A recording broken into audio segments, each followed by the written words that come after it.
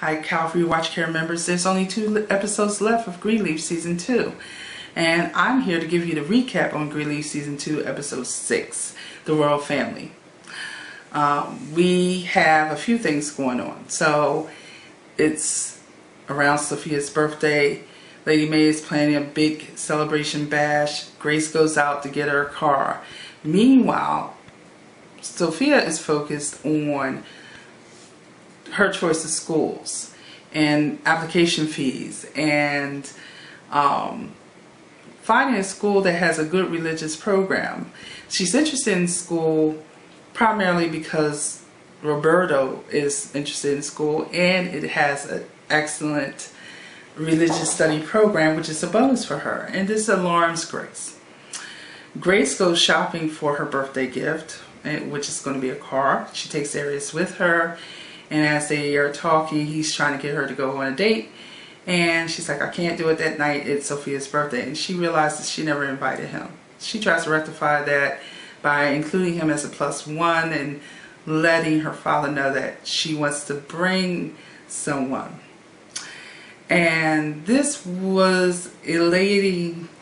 This elated him to a degree, especially since they just came off of an intense conversation about the marital consult she did with Simone and Preston.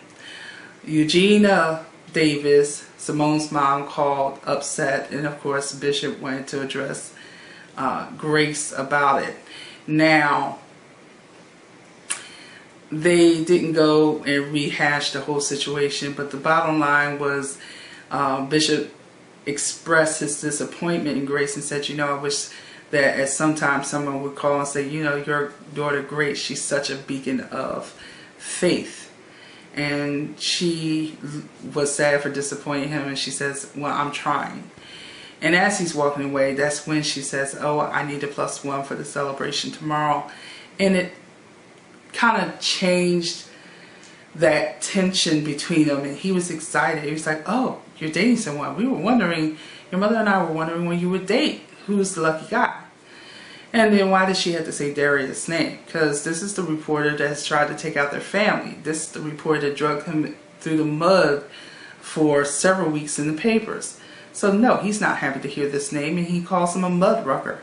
I had to roll it back because I actually thought he said something else. Anyway, later he comes to her and says, you know what, I'm sorry, Lady Mae's not having it. And she said, well, thanks for trying, Daddy. He said, actually, I didn't try. Did you really think that I would be accepting of this guy coming to our home? And do you do these things just to upset your mother and I? You know,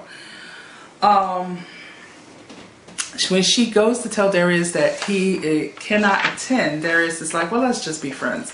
And he's so nonchalant about it, and she's all broken up about it. And that leads me to believe that my suspicions were correct. He was using Grace, and he knows that he's gotten as far as he can in his relationship with her. He basically told her, said, look, the bottom line is you're a pastor, and I'm never going back to church. Okay, so I'm expecting in the next couple of weeks, or as part of the end of this mid-season premiere, because we only have 2 episodes. So since we're going to 8 episodes, does that mean that we're getting 8 more episodes when you guys come off a hiatus, Craig, right? Anyway, on to the next thing. We look at Charity and Kevin. Divorce proceedings are underway. Both parties are represented by counsel. They're meeting at Calvary's one of Congress conference rooms. There's an arbitrator present. Everything was going smoothly until Charity asked for flexibility and visitation with Nathan, as she'll be traveling more to Nashville than initially intended. Kevin's jealousy rears its ugly head and says, "Oh, you just want to spend more time with Jabari." And he erupts and he stands up, he walks out of the proceedings. Aaron's chasing Charity down like, "Look, is there something I need to know? Does he know something that I should know? Because Lady Mae has charged me to make sure that I protect this church, the Greenleaf name, and your interest." So she says, "No, he's just upset." Later on, Lady Mae comes to her and she's pressing for information because she wants to know what is Charity's irritation. She's trying to figure out if Charity is actually having an affair on Kevin or what's going on. Initially, she thinks her daughter's at fault. And because Charity, again, wants the pressure taken off of her, she throws Kevin under the bus. She doesn't come directly out and says, well, he's got feelings for men. But she gives enough clues for that to be the natural conclusion. So she mentions 4 to 5 families and urges. That was enough for Lady Mae to put 2 and 2 together to get 4. Of course, Lady Mae rushes to her husband's office. She's not paying attention though. Bishop is not sitting behind his desk. He's sitting in front of his desk. And the first thing I thought when I saw it, it's like, why would he be sitting opposite of the good Bishop seat? That's because Corinne was under it trying to fix the Ethernet cable. Most likely she was replacing it. But she's up here messing with the network port that's under his desk because he was complaining that his internet connection was slow. And she probably replaced the Cat 5 for Cat 6, whatever. Anyhow, when Lady Mae discovers she's there, she says, "Corinne, loose lips sink ships." Corinne got the message and she got out of there. So she knows not to open her mouth. But Lady Mae and her dramatic flair goes on and on about what they need to do to protect the interests of the church and how her daughter's been suffering all this time with this knowledge, this burden. And Bishop is just listening. He's not excited, he's not upset. And she says, "When did you become so chagrined?" How with this situation and the potential that it has to be disastrous for us on top of everything else that we've gone through, how can you be so calm? And she's determined that she has to take care of it. So she does. And later on, when she sees Kevin, she says, "Linger for a moment. I need to bend your ear." Bottom line of that conversation was, you're going to follow suit with what I'm about to do to you, and you're going to like it. And if you decide that you want to raise a stink, your little secret won't be a secret anymore. Excuse me. Kevin now realizes that Charity has gone against what she said she was going to do. And he really feels like he's in enemy territory because he just called this woman mom.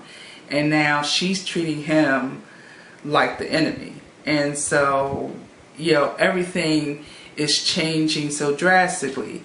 Even when they were supposed to be talking about they were getting a divorce, they were going to have a discussion first and then together tell the family that they decided to divorce. And that's not how it went because Charity keeps opening her mouth, and then Lady Mae gets this information and she takes it and she runs with it, and then it just snowballs to the point that Kevin feels like he's prey in predatory land. So the only reason why he's still there is because of Nathan. He goes with, the next day they have the proceedings, and he goes along with every ridiculous clause that was placed in there. The lawyer was so upset. She's like, "I'm not letting you sign this." And he's like, "You can't stop me from signing it." And she says, "Well, along with that paperwork, sign this malpractice waiver because I'm not going down for that one. He says, I'll sign whatever. At the end of it, Charity began to say, I didn't introduce this clauses. I don't know what's going on. And he walks out of the proceedings after everything's signed. She comes after him and says, Kevin, you have to believe me. And he says, you know what, Charity, you've won. And he takes off his wedding band, gives it to her, and then she wants to sulk and cry. Later on that day, she compliments him on how he looks because he's preparing to attend the family social for, the celebration for Sophia. And he says, look, don't pretend that we're friends. He tells her to stay out his business, and he leaves the area. He goes downstairs. He has a drink. Here comes Aaron. Aaron's like, dude, I'm sorry you got sideblinded by those clauses. I thought you were aware, da da da. And Kevin's trying to get away from him too. What stops that is Grace says, look, I need both of you to help me out. I need the boat on the car. It's really a two-man job. Can you help me out? And then drive the car around for Sophia. So he agrees to do it because he really likes Grace. Anyway, Aaron's still trying to get close to Kevin, but Kevin is so livid and so done with this place, he's not recognizing that this guy's coming on to him. And so as they have driven, they got the boat together, they drove the car around. He's like, you need anything, come see me. This is what Aaron's saying to Kevin. So before Sophia got the keys to the car, she got an interlineal Bible from her grandparents. Then Grace gave her the keys. She comes out and she wants to take it for a spin. So they let her take it for a spin. So her, Roberto, Zora, and Isaiah are supposed to go to bowling, but be home by 11 o'clock. Of course, once they get there, Zora has a new plan. She wants to go to the row. And girl, I can score you a beer. And Sophia's like, I don't want a beer. Why can't we do what I want to do? It is my birthday. Now, what I have failed to mention so that I could properly set the scene up is the fact that, since, things have been tense between the two cousins since Isaiah came on the scene, because, Sophia really likes Isaiah, but he was into Zora. And now Zora is saying Isaiah like every other word. And they were jogging and she's like, oh, I can't do this with you because I gotta be with Isaiah. Oh, I can't do this because of Isaiah. Oh, I gotta drink this because this is Isaiah's favorite drink. And it gives you the impression that this boy is really manipulating and controlling of her, almost on an abusive nature, because when Zora and Sophia begin to have it out in front of the bowling gallery, Zora keeps looking at Isaiah like for approval. And she said, what, you need his approval now? Like every 5 seconds you're saying his name, and every 2 seconds you're looking up to him like you're looking for his approval. And this is where Zora flips the script on Sophia and says, what you're doing right now is not cool. I would never do this to you. And she interlocks her arm with Isaiah and walks away so they could go to the row, while Sophia and Roberto stay back at the bowling rink. So I'm hoping that Sophia doesn't wind up getting in trouble for something that Zora does, because it seems like that's always the way, right? Anyhow, Grace winds up confronting her father about the gift, the interlineal Bible. Those are really nice Bibles, Hebrew and Greek translations. If anyone wants to give me that, please hit me up below. I would love to have one of those Bibles in my collection. Anyway, so Grace is like, stop pushing her in that direction. I don't want her to follow the same path that I follow. He said, I'm not pushing her. This is her desire. And she talks to me about how she feels. And she may not talk to you because you treat your calling like a plague. And she's saying, he's saying, what's it going to take for you to come back to the fold, Grace? And she said, for Mac to be behind bars. Well, I think that is baloney.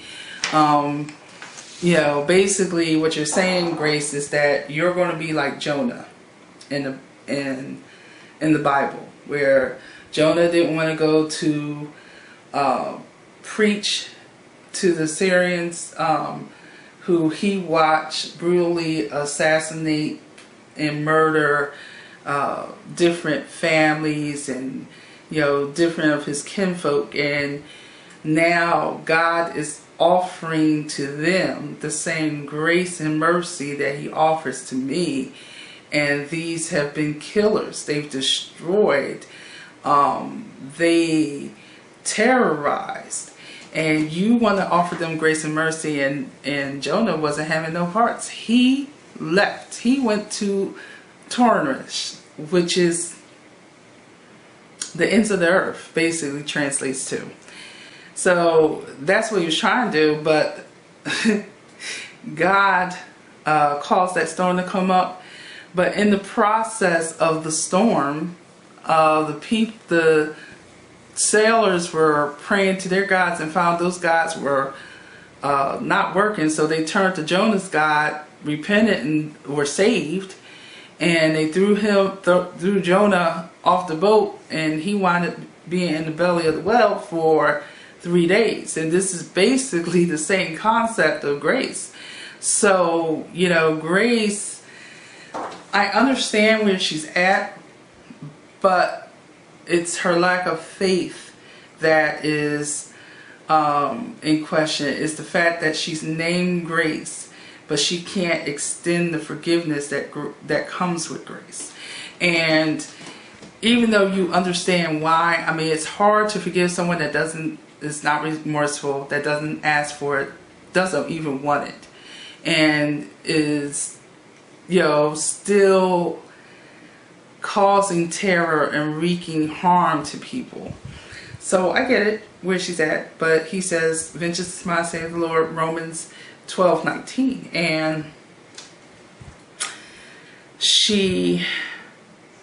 they have this moment where they're touching foreheads, and I wanted him to grab her and hold her and let her have that good cry. She sobbed a little bit, but she didn't cry. She really needs a good cleansing of tears. He walks away, tells her to think about what was said.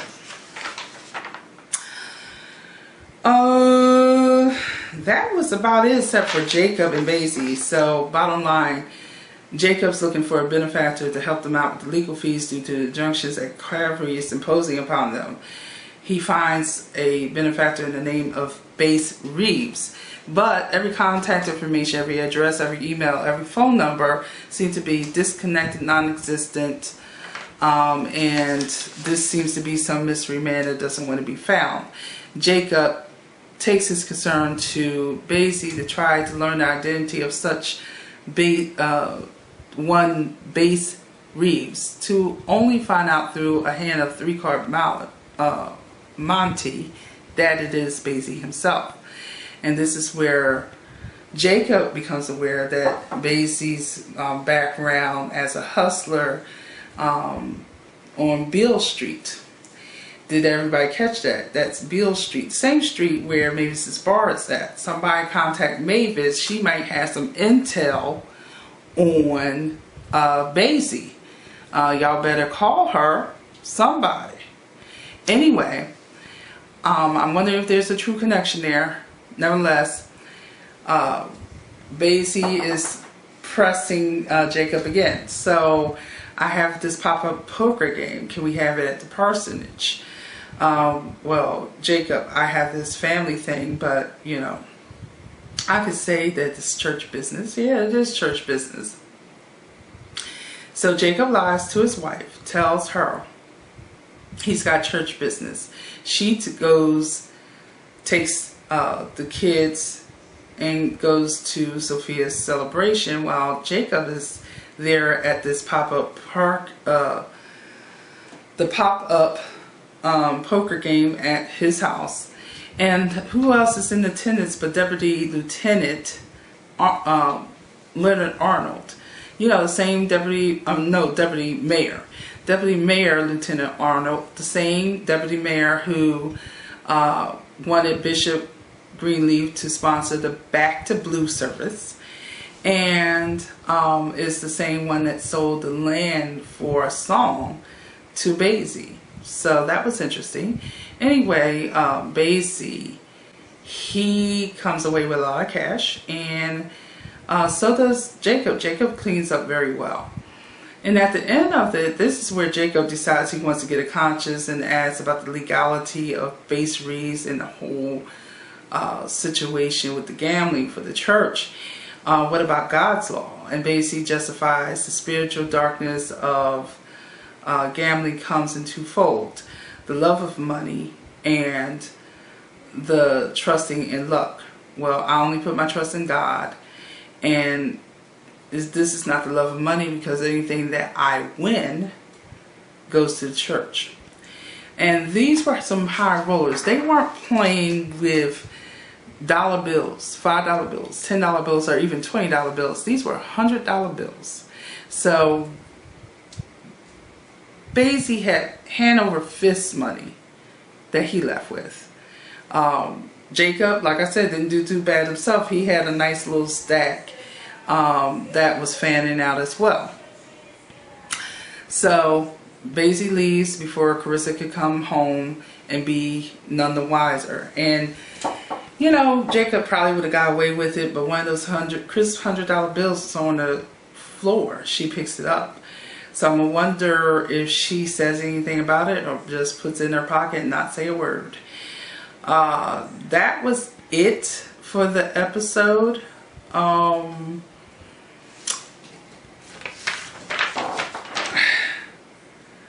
I am glad that Winky got his name. Did everybody catch Winky, little man, Jacob's son?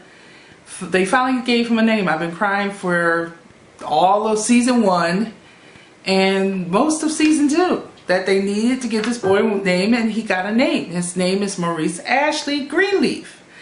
Alright. So question for you.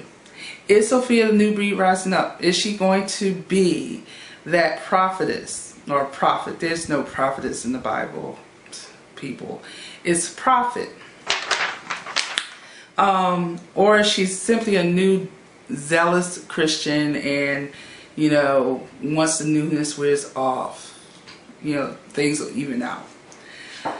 What about Basie Bill Street and Mavis's Bill Street Blues Bar? Any connections? Somebody see Mavis, tell her we need her. What about Sophia's father? Here was an interesting thing. Sophia got gifts. There was no mention of Ray sending her anything, texting her, calling her. I just think that would be significant for the writers to mention that he did something for his daughter after making such a stink last year, about getting custody. So, I believe Grace was right about everything she said about Ray. It's her birthday, nothing, not a thing. I mean, I understand if you couldn't be there because you're in Phoenix, Arizona, but you could have sent her something, a card. You could have called her. What? Okay.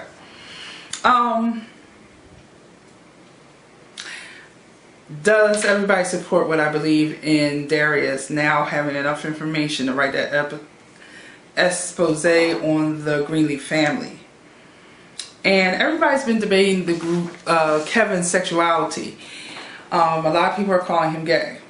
I don't classify him as gay. I don't really like to use labels like that.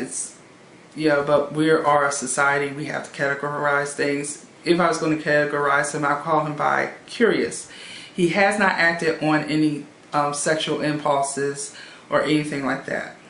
To me, on the level that he was performing, as far as the, watching the men and what have you, it became obsessive. And it probably became obsessive because being in the church and who he is and who he was married to, and having no other outlet where he can address his concerns, you know, it made him do it more. You know, the more you don't want to do something, the more you do it. But you know, a lot of people are agreeing that, yeah, Charity should have divorced him. I believe they should have went to some marital counseling first, and I believe that Charity was wrong for telling her mother anything about the situation, because the way it's coming across is as if he's sleeping with all these different men and what have you, and he's just nasty and he's disrespected our daughter and this and the other. I do believe that some of his actions were disrespectful because he got so engrossed into looking at these men that he was absent as a husband, and he, you know, tried to be a man by making a baby. You know, he knew very well at that time that this was something he was dealing with, and I think he did a lot of things for the wrong reasons. And I think that by the time he told Charity, it was only because she really pushed him in that corner where he needed to say something, because it had just gotten to a ridiculous level and point. I think if he had been honest from the beginning about how he felt, things may have been different, but who knows. Anyway, I think Charity's nose is all in the air because of Jabari. Because whatever it is that Jabari is doing or not doing, or, you know, maybe it's just the way he looks at her and all this, with all this desire and stuff, it's something that Kevin can't give her. Not on the level that makes her feel something. And that's because the way Kevin was looking at those men, he should have been looking at his wife. And that was the emotional cheating. He was giving that attention to these men that he never met, when he should have been giving it to her. And on top of that, he's not sure where he's at. You know, he doesn't need to be in a marriage right now. He needs to know where he's at.